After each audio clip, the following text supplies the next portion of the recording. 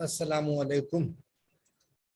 वक्त की कमी की वजह से हमने साइटोप्लाज्म के पोर्शन को टू में डिवाइड किया था, टू पार्ट्स में, पार्ट वन और पार्ट टू। पार्ट वन हमने डिस्कस कर लिए, पार्ट टू में भी डिस्कस करेंगे। पार्ट वन में हमने ऑब्जेक्टिव क्वेश्चंस किए थे, पार्ट टू में हम मल्टीपल चॉइस क्वेश्चन और फिल इन द ब्लैंक्स करेंगे। आए हम देखते हैं बच्चों इसमें क्या है। पहली बात तो ये है कि regarding the location of cytoplasm in eukaryotic cell which one is correct. हम ये देखना चाहते हैं which one of the following is correct. हम ये पूछना चाह रहे हैं कि ये जो फॉलोइंग स्टेटमेंट्स दी हुई हैं इनमें से कौन सी करेक्ट है। क्या आपको पता है कि यूकैरियोटिक में कौन सा रीजन था साइटोप्लाज्म का, क्या प्रोकैरियोटिक में क्या रीजन था? क्या आपको पता है यूकैरियोटिक के रीजन का? ए सही है इसमें। ये देखें, it is the region between the nuclear membrane, क्योंकि आपको पता ही है बच्चों कि यूकैरियोटिक में न्यूक्लियर मेम्ब्रेन होती है, न्यूक्लियस होती है, जबकि प्रोकैरियोटिक में न्यूक्लियोइड होती है, वहां तो न्यूक्लियस नहीं होता, तो इसलिए न्यूक्लियर मेम्ब्रेन का क्वेश्चन ही नहीं अराइज होता।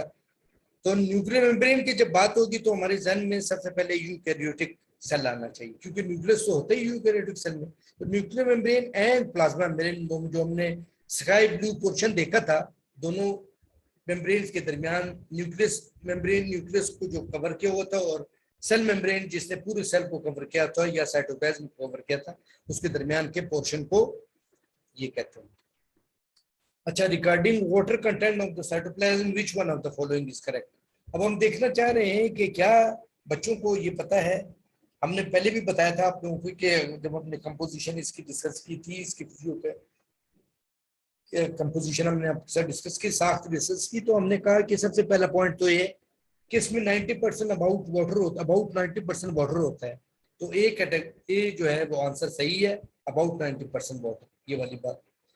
फिर हमने बात की out of the following statement which one is correct for the collided solution. तो हमने बात की थी फिर उसके बाद कंपोजिशन में कि दो किस्म के मॉलिक्यूल्स होते हैं, small molecule, large molecule. Small molecule में हमने कहा था कि अमीनो एसिड, फैटी एसिड और विटामिन्स और शुगर्स और आइंस और डिजोल्व गैसेस वगैरह होते हैं, हमने कहा था, और ये पूरी तरीके से डिजोल्व हुए होते हैं, ट्रू सॉल्यूशन फॉर्म में होते हैं। जबकि लार्ज मॉलिक्यूल जो होते हैं बड़े साइज के होते हैं मॉलिक्यूल, जैसे कि एग्जांपल है प्रोटीन का बड़ा साइज का मॉलिक्यूल होता है, और ये पूरी तरह हल नहीं होता, मगर हमें नेकेड आई से ये नजर नहीं आ रहा होता। ये पार्टिकल सूरत में सस्पेंडेड होते हैं, पूरी तरह डिसॉल्व नहीं होते। उसको वर्ड हम यूज करेंगे कि ये सोल्यूशन फॉर्म में नहीं होते, ये पार्टिकल जो होते हैं इनमें सस्पेंडेड होते हैं। ये पार्टिकल कौन से हैं? जैसे प्रोटीन, इट कंटेन प्रोटीन, तो एक कैटेगरी लार्ज प्रोटीन कोलाइडल बनाती थी, कोलाइडल सोल्यूशन बनाती थी, तो ये ए सही। इसके बाद फिल इन द ब्लैंक्स पर हम आ गए। हमने कहा कि it is present both in eukaryotic and, दो किस्म के सेल हमने आप लोगों को बताएं आप इसमें क्या होगा। इसमें होगा प्रोकैरियोटिक सेल। ठीक है, आप लोगों की बात प्रोकैरियोटिक सेल, पहले हमने यूकैरियोटिक की बात की, फिर हम cytoplasm is the region between nucleus and कौन सा मेम्ब्रेन, एंड सेल मेम्ब्रेन या साइटोप्लाज्मिक मेम्ब्रेन, ये बात हो गई यूकैरियोटिक सेल में। और न्यूक्लियोइड एंड कौन सी मेम्ब्रेन, फिर सेल मेम्ब्रेन या साइटोप्लाज्मिक मेम्ब्रेन की बात हो गई। यहाँ न्यूक्लियस जिक्र था, यहाँ न्यूक्लियोइड जिक्र था। मेम्ब्रेन इन प्रोकैरियोटिक सेल, यहाँ पे आ जाएगा प्रोकैरियोट, क्योंकि देखें यहाँ हमने यूकैरियोट की बात की तो ये प्रोकैरियोट है, क्योंकि न्यूक्लियोइड की बात की। The major differences between prokaryotic cell and eukaryotic cell are the absence of membrane bound organelles and, और क्या क्या इसमें होता है,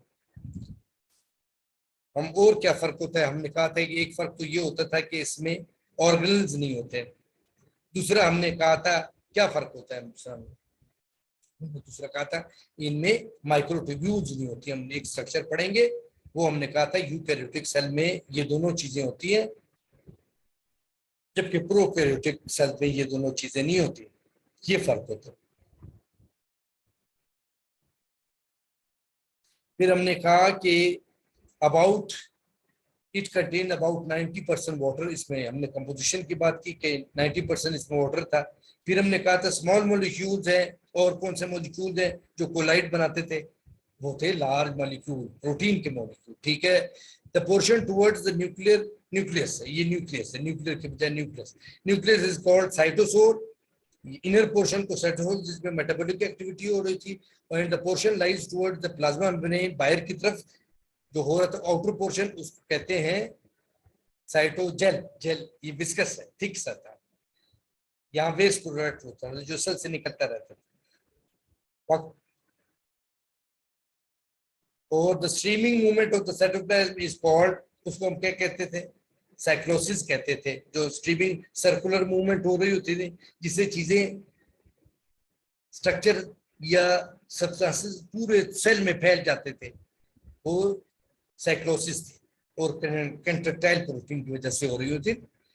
it is called living portion of the cell because, क्यों लिविंग पोर्शन? आप कहेंगे सेल को, मैंने आपसे पहले क्वेश्चन किया था, आप किसी को कहेंगे ये तो लिविंग पोर्शन है, कोई आपसे कोई क्यों लिविंग आप कहते हैं, इसको डेड क्यों नहीं कहते?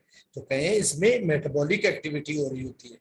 ये यहाँ आएगा, metabolic activity of the cell takes place in the cytoplasm of the cell, cytoplasm cell में हो रही होती है। उम्मीद है आप लोगों को थोड़ी समझ आई होगी। नेक्स्ट क्वेश्चन आप लोगों से डिस्कस करेंगे। अल्लाह हाफ़िज़।